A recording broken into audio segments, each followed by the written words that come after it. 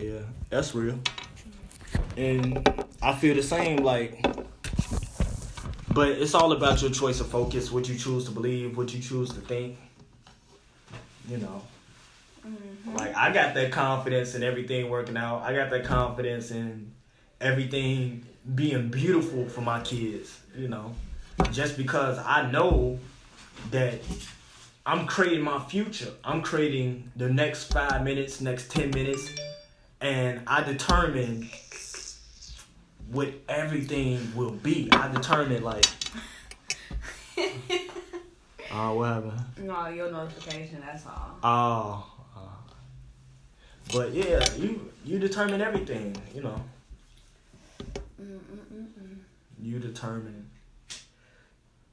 What would be the point of living if we didn't control our reality on a certain level? If everything was always working against us without us having to say so, or input, or impact, or influence, or whatever you want to say, whatever you want to call it. Like, so, people have to take accountability. Right, yeah.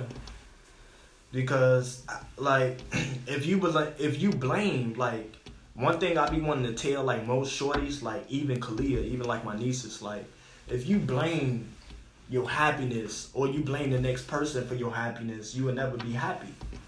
You'll never be happy if you always externalize your happiness. If you always externalize your power by seeking outside validation, you will never feel whole. You will never feel complete. Because you're always waiting on something outside of you to be presented, or you're waiting on things outside of you to be a certain way in order for you to feel emotionally satisfied within. So my message is to encourage every person to be emotionally independent, because when a person is emotionally dependent, then they're dependent on an outside circumstance to be a certain way in order to be satisfied or to be happy within. But see, you make the moment the moment. You define every situation. The situation don't define you. It don't define itself. So your thoughts add value to things, not the other way around. You make things important. So in other words, every thought that you have is neutral. And you can determine whether or not the thought is negative or whether or not the thought is positive. So you're the observer observing the thinking, but you're not the thinking. You're the one behind the thinking, observing the thinking. You're listening to your thinking. If I tell you right now, tell yourself mentally, I can hear myself think, you're going to hear your thinking because your thinking is sound vibration. So if we go in silence right now, you can hear silence because silence is sound silence. So if you hear nothing, nothing still has to be something to even be considered nothing. Just like if there was once no existence, there'd be no existence to even come into existence. So in other words, when you study your thinking, because the only way you can master your thinking is by studying your thinking about your thinking. Now, when you study your thinking about your thinking, that's what you call meta thinking, which is your judgment of your thinking. So every time you have a thought, you're going to have a thought about that thought. So you have a thought, and because you have that thought, you have another thought. But if you have a thought and you feel like every time that I think this thought, I got to feel a negative emotion, then you're basically triggering or activating negative emotions just because you're thinking certain thoughts. So the thoughts that I used to think that used to activate negative emotions, I can think the same thoughts today and they don't activate negative emotions. And also remember, you can have a positive feeling about a negative emotion, because there's a difference between your feelings and your emotions. Now, your feelings are your interpretation or your choice of perception of your emotions. So like, if I have a negative emotion, but I perceive that negative emotion as being something positive, then I have a positive feeling about my negative emotions. So therefore, I become comfortable with feeling uncomfortable. So you must master being comfortable with feeling uncomfortable. And when you embrace uncomfortability, then you train your mind or your body on how to respond to negative emotions. So like, I have a lot of negative emotions, but I feel good and excited and happy about having negative emotions. So therefore they leave, they vanish. But if you resist negative emotions, you don't want to have negative emotions, then when they surface, then you hold them in one place and you keep experiencing the emotion. So the best way to get away from negative emotions or negative thoughts is to embrace it, is to want it, and is to love it.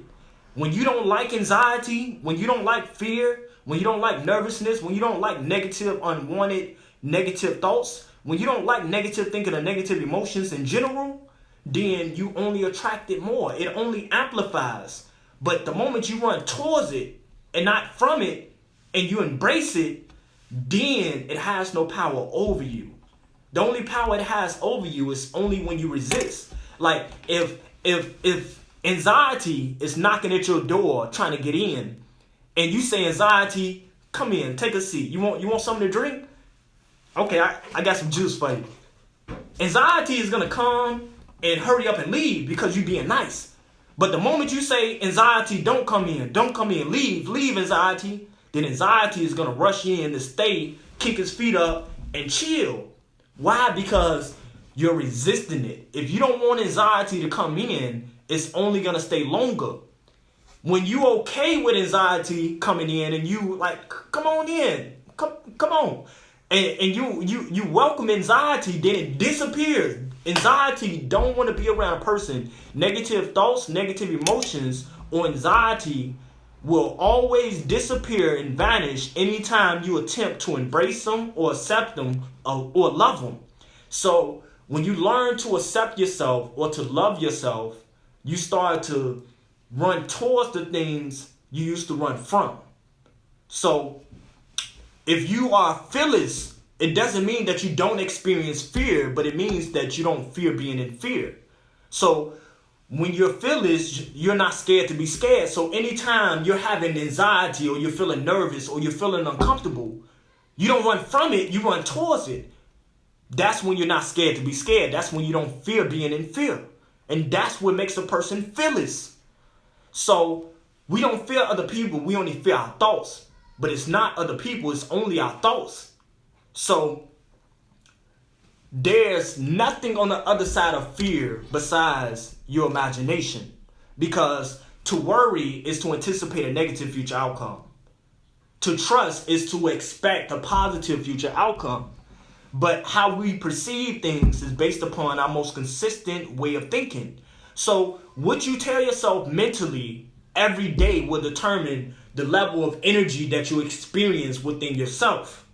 So when you wake up every single day and you consciously train your mind on what thoughts to think, and you organize your thinking and you make sure that you have your thoughts categorized, so therefore you have a systematic way of thinking and you have a systematic approach towards the way in which you want to operate mentally and how you want to perceive situations when they do occur, then you're mentally prepared, you're mentally calculated, and you're 3, 4, 5 steps ahead and not 5, 4, 3 steps behind.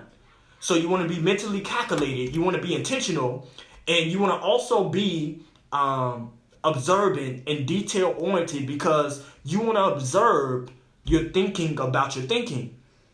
And then you want to make sure you generate a high level of energy. You want to make sure that you speak with confidence, certainty, and clarity, and speak with strength, and speak with a high level of energy.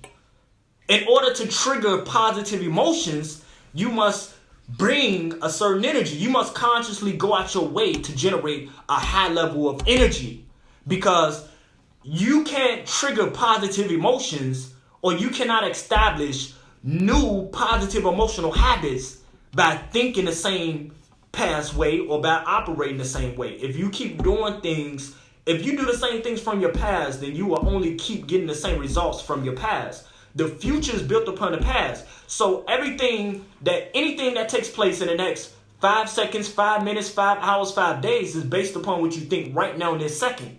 So I know the future based upon me understanding the thoughts that I mentally generate or send out into the atmosphere. So based upon your thought focus will determine what gets the most of your energy every single day. So is it worry? Is it doubt? Is it worrying about worrying? Is it overthinking your overthinking? Is it doubting your trust? Because you must consciously narrow your thought focus towards positive expectations, harmonious, rare, synchronistic moments, and seeing the beauty in everything. Because remember, there's a human way of thinking, but then there's a spiritual way of thinking. The human way of thinking is dealing with limitation. The spiritual way of thinking is free. It's free from limitations. It's unlimited. So you can be thinking from a limited mindset or unlimited creative mindset. And you can consciously create your reality creatively in the present moment. All realities exist in the present moment. And you can tap into the quantum field and pull in a reality that you want to pull in, based upon the frequency you choose to tap into. So like every person has a radio. When you turn the knob and you turn the radio, you change the frequency. So when you alter the frequency, you alter your perception, and you start to bend your reality, and you start to consciously create your reality. And then you start to magnetize rare synchronistic moments that matches the vibrational energy you mentally sent out. Because your thoughts are electric, and all electricity carries magnetism. So thoughts are electric. And whenever you're thinking, you're feeling. And whenever you're feeling, you're thinking. So thoughts produce emotions. Emotions produce thoughts. So when you was inside your mother's womb, the first thing that's developed when a baby is within a mother's womb is the heart. The heart is